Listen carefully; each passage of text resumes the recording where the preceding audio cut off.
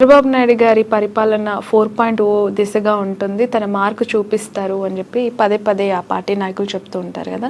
ఎక్కడైనా టచ్ అయిందా అలాంటి మార్క్ పొలిటికల్ స్టెప్స్?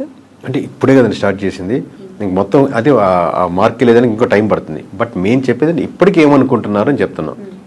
మాకు ఇంకా టైం కావాలి, తీసుకోండి, టేక్ యువర్ ఓన్ టైం. అది కాదు ఇప్పుడు ప్రస్తుతానికి ఏముంటుంది అనుకుంటున్నారు కూడా చూసుకోవాలి కదా. నాట్ 100 days అండి, every day every decision impact the government. Every day 1 నుంచి మీరు తీసుకునే నా మొదటి సంతకం దీని మీదే పెడుతున్నానంటే ఇప్పుడు మామూలుగా 200 days తర్వాత పెట్టచ్చు కదా. సో మొదటి సంతకం దీని మీద పెడుతున్నారు, మొదట చేంజెస్ దేని మీద తీసుకొస్తున్నారు, పెన్షన్ మీద ఏమైనా డిసిషన్ తీసుకున్నారు, వాలంటరీ మీద ఎలా డిసిషన్ తీసుకున్నారు, ఎన్ని రోడ్స్ పడుతున్నాయి, every decision impact the vote bank. 100 days 200 days ఈ నెంబర్ కౌంట్కి మనం 100 రోజులు అనుకుంటున్నాం. రియాలిటీలో మీరు ఎవ్రీ నిమిషం తీసుకునే ఎవ్రీ మీటింగ్ తీసుకునే డిసిషన్ ఒక సర్టెన్ గ్రూప్ ఆఫ్ పీపుల్ మీద ఇంపాక్ట్ పడుతూ ఉంటుంది. ఆ ఓట్ బ్యాంకింగ్ లేకపోతే గవర్నమెంట్ బాగా ముందుకెళ్ళడానికి ఉపయోగపడుతుంటుంది. కేకే గారు, సౌత్ టు నార్త్ చాలా స్టేట్స్ మీరు ట్రావెల్ చేస్తూ ఉన్నారు కదా. యాజ్ ఎ సెఫాలజిస్ట్ మీరు అక్కడ గ్రౌండ్ రియాలిటీస్ వింటున్నప్పుడు అనేక రకాల వార్తల గురించి మీరు వింటూ ఉంటారు. ఏపీలో రీసెంట్గా జరిగిన ఒక పొలిటికల్ బిగ్ డెవలప్మెంట్, అంటే బిగ్ కాంట్రవర్షియల్ ఇష్యూ అనాలి, అది తిరుపతి లడ్డూకి సంబంధించి. ఏంటండి, అంటే అది జరిగిందని నమ్ముతున్నారా, లేదంటే ఒక అపోహ కొట్టిపారేస్తున్నారా, నిజాలు బయటికి రావాలని కోరుకుని ఏమి? మూడో సెక్షన్ మీరు చెప్పినట్టు నేను ఏది ఇప్పుడు రియాలిటీకి దగ్గరగా ఉండాలి అంటున్నానండి. నా ఉద్దేశం ఏంటంటే ఆబ్వియస్గా ఎనీ పొలిటికల్ పార్టీ పాలిటిక్స్ చేస్తుంది, కానీ అక్కడ చేరి మామూలుగా భజన కార్యక్రమాలు చేయదు కదా. పొలిటికల్ పార్టీ వైఎస్ఆర్సీపీ కావచ్చు, టీడీపీ కావచ్చు, జనసేన కావచ్చు, బీజేపీ, ఎనీ పొలిటికల్ పార్టీ పొలిటికల్గా దీన్ని మనం ఎలా ముందుకు తీసుకెళ్తే బాగుంటుందని ఒకటి తీసుకుంటే దాన్ని ఎలా ముందుకు వెళ్ళాలి నిర్ణయం తీసుకుంటాం. అది ఓకే, అది ఫేర్ ఎనఫ్. బట్ నేననేది ఏంటంటే రియాలిటీ వైజ్గా కూడా ఎక్కడో మహారాష్ట్రలో చూసేవాడు రియాలిటీ ఏం జరుగుతుందో తెలుసుకుంటే అడ్వాంటేజ్ ఉంటుంది అనుకుంటున్నాను. ఎందుకంటే పలాని వాళ్ళు వీళ్ళు చేశారు, పలాని వాళ్ళు దీనివల్ల ఇష్యూస్ ఉన్నారు, దీని వెనకాల దీని ఉన్నారు అనేది. ఎందుకంటే అడ్మినిస్ట్రేషన్ మొత్తం ఇష్యూస్ మీదేగా ఉన్నారు కాబట్టి ఆ విధంగా వెళ్తే ఇంకా మోర్ అడ్వాంటేజ్ ఉంటుంది. ఎలాంటి మనం ఇంకా తీసుకోవాలి, ఇలాంటిది ఇంకెప్పటికీ రాకుండా ఉండాలంటే ఏం చేయాలి. అలాంటి కమిటీ ఆల్రెడీ స్టార్ట్ చేసినట్టున్నారు. అలాంటి త్వరితగతిన ఓన్లీ కమిటీ వైపుకే ఉండకుండా రియాలిటీలు ఇప్పుడు చాలా దగ్గరలో మనకి ఏముందంటే స్పెషల్ జడ్జితో మనం ఒక సిట్టింగ్ కమిటీ వేసాము, లేకపోతే వాళ్ళు రిపోర్ట్ ఇస్తున్నారంట, కానీ వాళ్ళు నివేదిక ఇచ్చేది కొన్ని డిలే అయిపోతుంటే, కొన్ని నివేదికలు ఇచ్చినా కానీ దాని అప్లికేషన్లో అప్లై చేయడంలో చాలా డిలే ఉంటుంది. అలా కాకుండా ఇంకెప్పటికీ ఇలాంటి ఇష్యూస్ జరగకుండా ఉండేదానికి ఎంత స్ట్రెంథన్ చేస్తే బాగుంటుంది అనేది కార్యరూపంలో నిజాయితీకి దగ్గరగా ఉంటే బాగుంటుంది. తప్పు జరిగింది, అది నిజాలు బయటికి రావాలని కోరుకోవడం ఓకే, కానీ అంటే అధికారం కోల్పోయిన ప్రతిపక్ష పార్టీనే చేసింది అని చెప్పి ఒక ఆరోపణ చేయటం వల్ల ఇందులో నష్టపోయింది ఎవరు అని మీకు కనిపిస్తుంది? లైక్ అంటే అక్కడ ఉన్న ప్రతిష్ట దెబ్బతింది అనుకుంటున్నారా, లేదంటే వీళ్ళకు పొలిటికల్గా కొంత ఫెచింగ్ పాయింట్ లా కనిపిస్తుందా, ప్రతిపక్షంకి నెగిటివ్ అయింది? అంటే ఇది రెండు యాంగిల్స్ అండి. ఒకటి, మనకు ఎక్కడైనా ఒక ఇష్యూ జరిగిందంటే అది మనం దానికి సంబంధించినటువంటి టీటీడీ కానీ ఇది బోర్డు, మనం ఎవరికి రెస్పాన్సిబుల్, ప్రజలకి రెస్పాన్సిబుల్గా ఉన్నాం కదా టీటీడీ సంస్థ. సో టీటీడీ ఖచ్చితంగా వాళ్ళకి చెప్పాలి కదా అనేది ఒక టైప్ ఆఫ్ ఆర్గ్యుమెంట్. ఒక టైప్ ఆఫ్ ఆర్గ్యుమెంట్ ఏంటంటే అసలు మనం దాని యొక్క రెప్యుటేషన్ని కోల్పోకూడదు కదా. రేపు పొద్దున బయట ఉండేవాళ్ళు హర్యానా మేము మహారాష్ట్ర చేస్తుంటే అక్కడ మాట్లాడుతున్నా ఈ అంశాలు మాట్లాడుతున్నారు, మేము ఏపీ నుంచి వచ్చాము కానీ ఈ అంశం అడుగుతున్నారు, ఏమవుతుంది క్యావరే ఉదరని.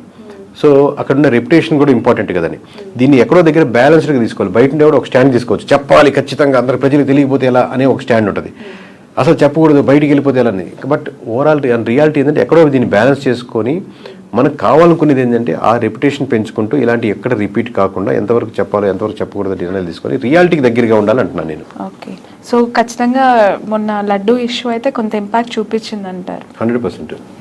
ఎందుకంటే ఇప్పుడు మిగతా అంశాలు ఏవీ లేవు, ఓన్లీ లడ్డు అంశమే రాష్ట్రంలో మొత్తం మీద హాట్ టాపిక్ అయి డిస్కస్ చేసుకుంటారు కదా. సో ఆబ్వియస్లీ అది ఇంపాక్ట్ చూపించి రాష్ట్రంలోనే దేశంలో సో కాళ్ళు మనకు వెంకటేశ్వర స్వామి నమ్ముకున్న భక్తులు కానీ లేదా దాన్ని అబ్జర్వ్ చేస్తున్న వాళ్ళు కానీ. బీజేపీకి సంబంధించి 1 more క్వశ్చన్ అండి. ఇప్పుడు ఏపీలో కూటమిలో భాగస్వాములు అయ్యారు, పోటీ చేశారు, కొన్ని గెలుచుకున్నారు సీట్లు. తెలంగాణ విషయానికి వస్తే ఇక్కడ కూడా 8 ఎంపీ ఎమ్మెల్యేలు, ఒక ఎమ్మెల్సీ, ఒక ఆర్ఎస్ తీసుకున్నారు. ఓకే, అక్కడ లడ్డూ విషయంలో ఎక్కువగా రియాక్ట్ అయ్యింది ఒకరు జనసేన నుంచి పవన్ కళ్యాణ్ గారు అయితే, మరొకరు బీజేపీ పార్టీ యువమోర్చా అవ్వచ్చు, లేదంటే అనుబంధ సంఘాలు కావచ్చు, బీజేపీ యువ నాయకులు కావచ్చు రియాక్ట్ అయ్యారు. జగన్ గారి ఇంటి మీద కలర్స్ వేయడం కానీ, ధర్నాలు చేయడం కానీ, రాకుండా అడ్డుకుంటామని వార్నింగ్లు ఇవ్వడం కానీ. ఇక్కడున్న హైదరాబాద్ ఎంపీ క్యాండిడేట్ కూడా తిరుపతికి వెళ్ళి ఆవిడ అక్కడ ధర్నా చేస్తాను, అడ్డుకుంటాను జగన్ గారిని అని చెప్పి వార్నింగ్ ఇచ్చే పరిస్థితి. అదే బీజేపీ ఇక్కడ హైడ్రా విషయంలో బాధితుల తరపున మాట్లాడడం కానీ, ఫైట్ చేయడం కానీ, కాంగ్రెస్ గవర్నమెంట్ని ఆ స్థాయిలో ప్రశ్నించడం కానీ, ఎదిరించడం కానీ చేయలేదు అనే ఒక భావన. అంటే జస్ట్ ఒక హిందుత్వ దేవుళ్ళకి సంబంధించి మతానికి సంబంధించి సనాతన ధర్మానికి సంబంధించి దాంట్లో చూపించే ఒక యాక్టివ్నెస్ అనేది మిగతా విషయాల్లో చూపించట్లేదు అనేది. అదే కదండి మామూలుగా ఇప్పుడు ఇక్కడ పాయింట్ ఏంటంటే మనం ఇంటర్వ్యూలో స్టార్టింగ్ చెప్పినట్టు కోర్ బీజేపీకి ఉన్న ఓట్ బ్యాంకింగ్ అదే వచ్చిన ఫిలాసఫీ ఇప్పటికీ కూడా ఇన్ని ఇయర్స్ తర్వాత కూడా మతానికే ఓట్లు పడతాయని నమ్ముతున్నారా? అలానే నమ్మాలని అంటే ఓట్ బ్యాంకింగ్ ఉంటుంది. మీకు చెప్పిందండి ఆ కరువు రావడం కష్టం, దానికంటూ ఒక ఉన్న ఓట్ బ్యాంకింగ్ దానికి ఉంటుంది. బట్ మీకు గెలవాలంటే కావాల్సిన కరువు ఎక్స్ట్రా అదొక్కటే సరిపోదు కదా. మీకు ఫుల్ మీల్స్ లాగా అన్నీ ఉన్నట్టు ఒక్కొక్క దానికి ఒక్కొక్క ఓట్ బ్యాంకింగ్, దానికి ఉన్న ఓట్ బ్యాంకింగ్ దానికి అడ్వాంటేజ్ అవుద్ది. బట్ ఎక్స్ట్రా ఓట్ బ్యాంకింగ్ రావాలంటే మీరు చెప్పినట్టు ఈ బీజేపీ అనేది not only this issue, other issues మతం రిలేటెడ్ కాకుండా మిగతా ఇష్యూస్ కూడా దాన్ని ప్రొటెక్ట్ చేస్తుంది, దాన్ని స్ట్రాంగ్గా డిఫెండ్ అవుతుంది, దానిగా నిలబడుతుందని ప్రజలు బలంగా నమ్మితే ఆ కరువు తీసుకోగలుగుతారు. లేదంటే మీకు ఇప్పుడు నార్త్లో ఎందుకు మనంత గంటాపదంగా చెప్పగలుగుతున్నాం, రానున్న అన్ని ఎలక్షన్స్లో ఎందుకు ఓడిపోతుందంటే ఆ కరువు తీసుకోలేకపోతుంది, మిగతా ఇష్యూస్ మీద అంత స్ట్రాంగ్ కాన్సన్ట్రేషన్ చేయలేకపోతుంది. ఎక్కడో ట్యాక్స్ కానీ, అన్ఎంప్లాయ్మెంట్ కానీ, లేకపోతే ఫార్మర్స్ కానీ, ఇక్కడెక్కడో లేదా కొంత గ్రూప్ ఆఫ్ పర్సన్స్కి బెనిఫిట్ చేయడం కానీ, ఇక్కడ ప్రజలు దాన్ని బలంగా నమ్ముతున్నారు. సో దానికి అనుగుణంగానే బీజేపీ నడుచుకుంటుంది, అలాగే ఉంటుంది అన్నప్పుడు ఏంటంటే ఇంక ఎక్స్ట్రా మైలేజ్ రాదు. సో మీరు చెప్పినట్టు టీటీడీలో ఇష్యూస్ వచ్చింది, మాట్లాడండి, సనాతన ధర్మం గురించి నిలబడండి, తప్పులేదు. At the same time other issues కూడా మీరు ప్రొజెక్ట్ చేయగలిగితే అది అడ్వాంటేజ్ అవుతుంది. మిగతా వాళ్ళు BJP is working in 360 degrees అనేది భావన వస్తే ఎక్కువ ఓట్ బ్యాంకింగ్ మీకు షిఫ్ట్ అవుతుంది. 21 స్ట్రైక్ రేట్ తో విన్ అయిన జనసేన పార్టీ చీఫ్ పవన్ కళ్యాణ్ గారు తీసుకుంటున్న స్టెప్స్ కేవలం బీజేపీ కోసమే పనిచేస్తున్నాయి, బీజేపీకి జనసేన ఒక బి టీం అనే ఆరోపణలు అతని మీద మొన్న చేసిన దీక్షలు అవ్వచ్చు, ఆ ప్రాయశ్చిత్త దీక్షలు అవ్వచ్చు, ఇవన్నీ చూస్తున్నప్పుడు కామన్ పీపుల్ని చూస్తూ ఉంది. నిజంగానే అతను సనాతన ధర్మం కోసం పోరాడడం అంతవరకు ఓకే, కానీ బీజేపీ సిద్ధాంతాలు వాళ్ళ లైన్ ఎలా ఉందో ఏపీలో ఉన్న పవన్ కళ్యాణ్ గారి లైన్ అలానే ఉందనే ఆరోపణలు అవి ఎంతవరకు కరెక్ట్ అంటారు? ఆ పార్టీకి మైలేజ్ చేకూరుస్తాయంటారా? అంటే మీకు మ్యాథ్స్లో చిన్నప్పుడు ఇంటర్సెక్షన్స్ యూనియన్స్ అవి చూస్తుంటాం లేదో, అంటే 2 సర్కిల్ ఉంటాయి కామన్గా, ఇట్లా 2 సెక్షన్లు ఇంటర్సెక్షన్ అనుకోండి. కామన్గా ఇప్పుడు పవన్ కళ్యాణ్ గారి ఓట్ బ్యాంకింగ్లో ఇంటర్సెక్షన్ ఓట్ బ్యాంకింగ్ ఉంటుంది. అంటే అది పవన్ కళ్యాణ్ గారిని నమ్మేవాళ్ళు, అట్ ది సేమ్ టైం బీజేపీని నమ్మేవాళ్ళు, సిద్ధాంతపరంగా ఇద్దరు కామన్గా ఉండాలనుకునేవాళ్ళు. అలా కూడా కోర్గా పవన్ కళ్యాణ్ గారికి ఇంకో సెపరేట్ ఓట్ బ్యాంకింగ్ ఉంటుంది. ఆ ఓట్ బ్యాంకింగ్ ఉన్న వాళ్ళకి ఈ కోర్గా ఈ సర్కిల్ ఇంటర్సెక్షన్లోనే ఉన్న ఓట్ బ్యాంకింగ్కి కొంచెం వేరియేషన్స్ ఉంటుంది. ఇప్పుడు కామన్గా ఉన్న ఓట్ బ్యాంకింగ్ వరకు ఓకే, బట్ సెపరేట్గా పవన్ కళ్యాణ్ గారికి యూనిక్ బేస్డ్ ఓట్ బ్యాంక్, అది క్రిస్టియన్స్ ఉంటారు, ముస్లిమ్స్ ఉంటారు, డెవలప్ చేయాలని ఉంటారు. వాళ్ళకి ఏంటంటే ఈ ఇమేజ్ ఎక్కువ బిల్డ్ అయ్యే కొద్దీ ఓట్ బ్యాంకింగ్ పరంగా ఇట్టే వెళ్తున్నారు వెళ్ళే కొద్దీ వీరికి డిఫరెన్షియేటర్స్ ఉంటుంది, ఆబ్వియస్గా లూజ్ అవుతూ ఉంటారు. అంటే యూనిక్ పాలిటిక్స్ ఎక్స్పెక్ట్ చేస్తారు. ఆబ్వియస్గా టీడీపీ చేస్తున్నా లేదా వైఎస్ఆర్సీపీ చేస్తున్న ఓట్ బ్యాంకింగ్తో పోలిస్తే జనసేనలో కొంత గ్రూప్ ఏంటంటే ఇది కొత్త రాజకీయాలకు మార్పు తీసుకొస్తుంది, జీరో పాలిటిక్స్ వైపు చూడండి. అట్లాగా జీరో పాలిటిక్స్ అంటే డబ్బులు అది కాదు, ఖర్చు పెట్టే డబ్బులు ఇచ్చేది కాకుండా మామూలుగా రైట్ పీపుల్కి ఏం కోరుకుంటారు అలాంటి పాలిటిక్స్ మీదే చేస్తుంది. అలాంటిదే జనసేన ముందుకు తీసుకెళ్తుంది అన్న ఆ ఓట్ బ్యాంకింగ్ పర్స్పెక్టివ్ ఉన్న ఓట్ బ్యాంకింగ్ మటుకు ఎఫెక్ట్ పడుతుంది.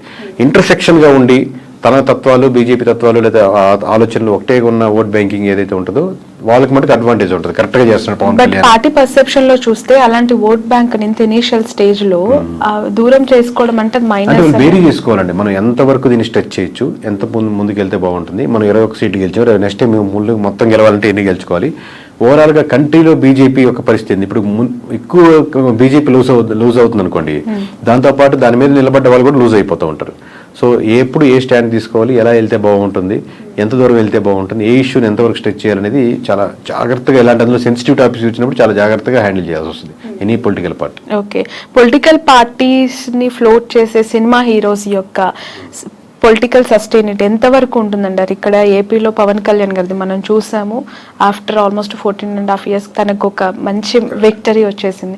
అక్కడ ఇప్పుడు అగైన్ మళ్ళీ మనం తమిళనాడులో విజయ్ గారి పార్టీ చూస్తూ ఉన్నాము.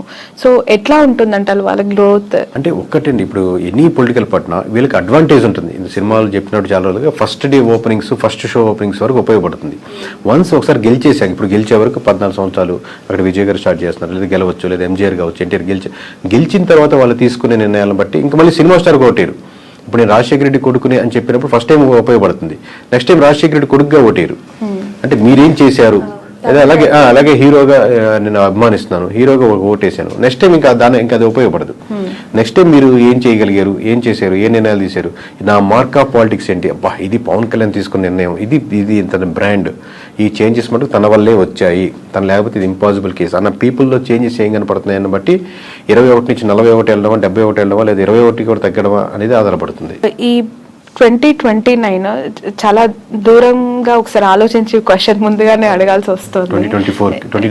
24 కంప్లీట్ అయిపోయింది. ప్రతిపక్షంలో జగన్మోహన్ రెడ్డి గారికి 40% ఓట్ బ్యాంక్ ఉందని ప్రతిసారి మాట్లాడుతూ ఉన్నారు.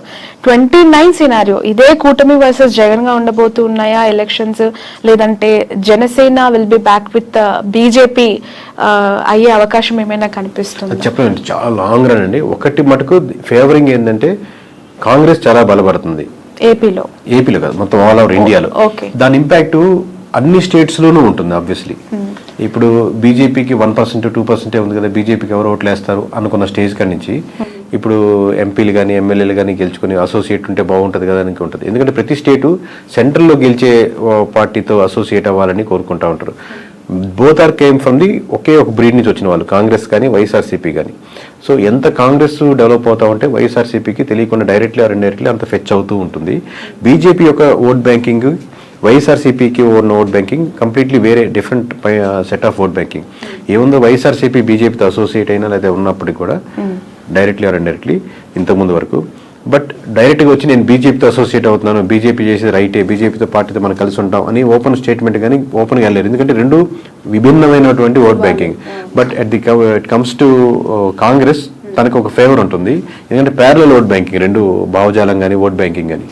సో అది ఎంత అడ్వాంటేజ్ అయితే అంత వైఎస్ఆర్సీపీకి ఫెచ్ అవుతుంది.